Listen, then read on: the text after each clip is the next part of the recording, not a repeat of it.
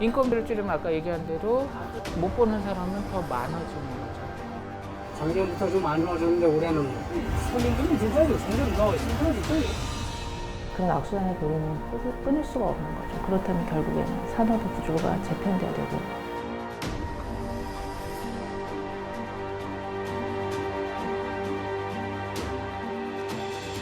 먹는 장사는 안 망한다, 밥을 굶지 않는다, 이런 이야기들을 들어보셨나요?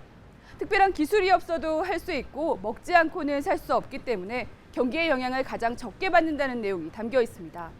이런 이유로 창업을 꿈꾸는 많은 분들이 가장 먼저 또 가장 쉽게 뛰어드는 분야이기도 한데요. 최근에는 중심 상권에서도 심각한 경영난으로 문을 닫는 업체들이 늘고 있습니다. 춘천의 한 대학가 주변 식당입니다. 학생들이 몰리던 평일 날씨지만 식당 안은 한산하기만 합니다.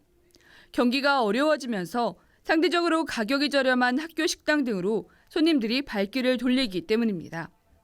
불황의 늪이 깊어지면서 인건비는 부담으로 작용합니다. 궁여지책으로 직원을 줄이고 부족한 일손은 대출을 받아 자동 주문기계와 세척기 등을 사들여 대처하기도 합니다. 재료값은 다 올라가고 뭐 그렇다고 임대료가 떨어지는 것도 아니고 그러면 결국에는 자영업하는 사람들 입장에서는 줄일 수 있는 거는 인건비 말고는 할 수 있는 게 없어요. 잘 되리라는 희망보다는 어떻게 하든지 버텨야 된다라는 생각. 그나마 그것도 나은 사정입니다.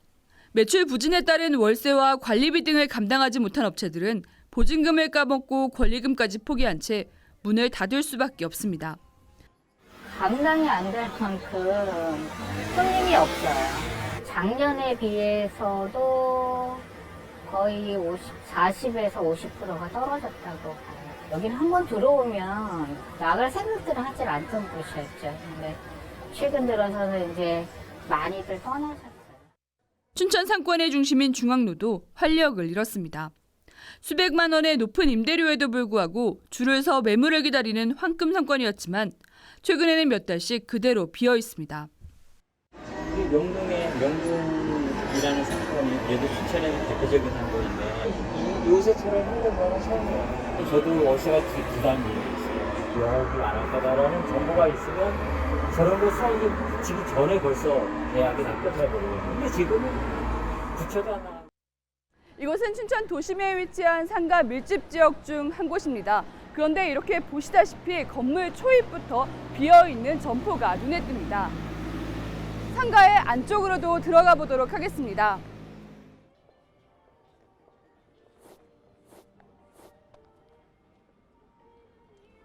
안쪽으로 들어오면 이렇게 마치 이가 빠진 듯이 임대 광고만 덩그러니 남아있는 빈 점포들이 즐비합니다. 상인들은 경기 침체와 과도한 경쟁에서 벼랑 끝으로 내몰리고 있다며 힘겨움을 호소합니다. 소상공인들이 우선 뭐 전혀 어디라도 소상권이 아니면 뭐 언제라도 똑같아요. 다 할 수밖에 없죠. 쉽게 말하면 지는 거 있죠. 다. 살아남을 수가 없잖아요. 뭐 작은 날 빚내가 되는 것도 오늘 정신지내가 끝이 보이지 않는 경기 불황의 직격탄을 맞는 것은 춘천뿐만이 아닙니다. 2015년을 기준으로 도내 숙박음식 업체는 모두 3만 3천여 개. 이 중 1.9%는 연간 영업이익이 적자를 면하지 못했습니다. 58.6%는 영업이익을 냈지만 3인 가구 기준 최저 생계비에 못 미쳤고 13%가량은 임금 근로자로 취업할 경우보다도 적었습니다. 경영 애로사항으로 응답한 것이 주로 내수 부진하고 인건비 및 인력난 등을 중심으로 응답을 하였거든요. 소비 심리가 다소 위축된 부분도 이제 기업 업황 실적 악화에 일정 부분 영향을 준 것으로도. 전국적으로 경기가 좋진 않지만 유독 도내 상공인들이 영향을 더 많이 받는 이유는 무엇일까? 전문가들은 관광 분야에 집중된 강원도의 산업 구조에서 답을 찾습니다. 음식 숙박업에 소상공인들이 몰려 있고 경기의 등락에 따라 매출에 큰 영향을 받는다는 것입니다. 중소기업 연구원이 발표한 소상공인 밀집도 인구 1,000명을 기준으로 세종시는 37개의 소상공업체가 운영되고 있습니다. 이어서 경기도는 52개, 서울은 64개로 늘게 되고 강원도는 70개에 육박해 전국 17개 시도 중 과밀화가 가장 심각했습니다. 생계형 자영업자가 진입 장벽이 낮은 업종으로 물리다 보니 경쟁이 치열해진 것도 큰 문제입니다. 공급이 수요를 넘어서면서 도내 도소매업의 81%, 음식과 숙박업의 73% 정도가 임금을 받는 근로자보다도 수입이 적었습니다.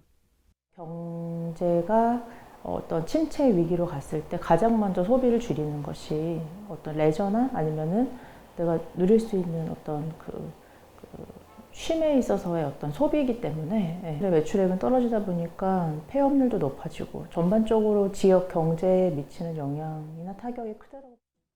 전문가들은 경쟁력이 낮은 소상공업을 협동조합 형태로 육성하거나 규모화해 경쟁력을 높일 수 있도록 하는 정책적 지원이 뒤따라야 한다고 밝혔습니다.